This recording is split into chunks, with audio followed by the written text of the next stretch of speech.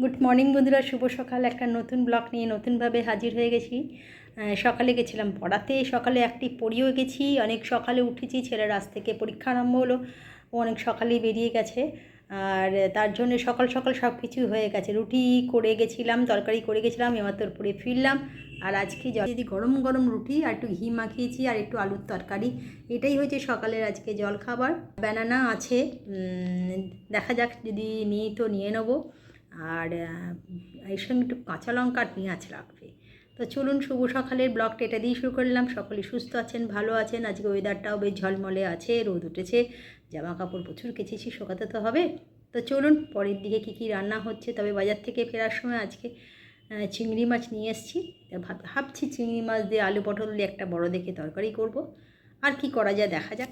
চলে এলাম বন্ধুরা শুভ দুপুরের লাঞ্চ নিয়ে। প্রচণ্ড গরমের মধ্যে সমস্ত রান্নাবান্না কমপ্লিট। এখন আকাশটা মেঘলা হয়েছে, তো প্রচুর জামা কাপড় কাচা আছে, সেগুলো সব শুকিয়ে গেছে। আর আজকে দুপুরে লাঞ্চে যেটা করলাম, ভাত, মাছের ডিমের বড়া, আর হচ্ছে এখানে কলমি শাক ভাজা, পোস্ত রোজই হয়, চিংড়ি মাছ দিয়ে আলু দিয়ে পটল দিয়ে ডালনা। এই হচ্ছে আজকে শুভ দুপুরের লাঞ্চ। তো চলুন, শুভ দুপুরে বসায় রইলো। আর তারপরে খাবার দাবার দিয়েই আবার একটু পড়াতে বেরোতে হবে, কারণ সোমবার পরীক্ষা আছে সবারই, ইংলিশ মিডিয়ামের টেকনোদের। তো তার জন্যে পড়াশোনা করতেই হবে, আর অ্যাপোটেডেও আছে। তো চলুন পরে আবার আসছি। আজকে সন্ধেবেলার একটু আগে, মানে বিকেলবেলা পড়াতে যাই, কিন্তু হঠাৎ আজকে এত মাথা যন্ত্রণা করছিল, এরকম কোনোদিন আমার হয় না।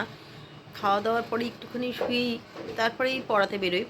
কিন্তু এমন মাথা যন্ত্রণা করছিল আর শরীর নিচ্ছন্ন, একটুখানি শুয়ে পড়েছি, যা কোনো দিনই করি না। আজকে বিকেল পুরোটাই পড়াটা অফ গেল। তারপরে একটু মনে হয় সর্দিও হয়েছে, যাক সর্দি গরমে যাক, শরীরটা একটু ঠিক নেই।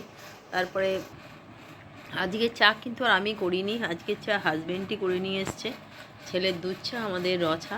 এইটা একটু খেলে ছাড়ে, জানি না হঠাৎ যন্ত্রণা আরম্ভ হলো কেন।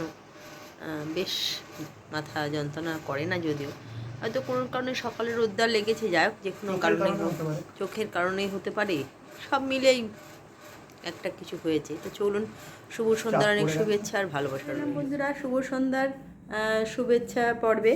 আর সন্ধ্যেবেলা যেটা নিয়ে চলে এসেছি সেটা হচ্ছে আপনাদের দেখা। ওর বাবা একটু বেরিয়েছিল, একদম ফুচকা নিয়ে চলে এসছে টক জল দিয়ে।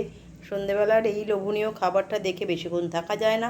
তো চলুন, শুভ সন্ধ্যার শুভেচ্ছা ভালোবাসা রইল। শুভরাত্রির বন্ধুরা, সকলকে জানাই শুভরাত্রির অনেক শুভেচ্ছা।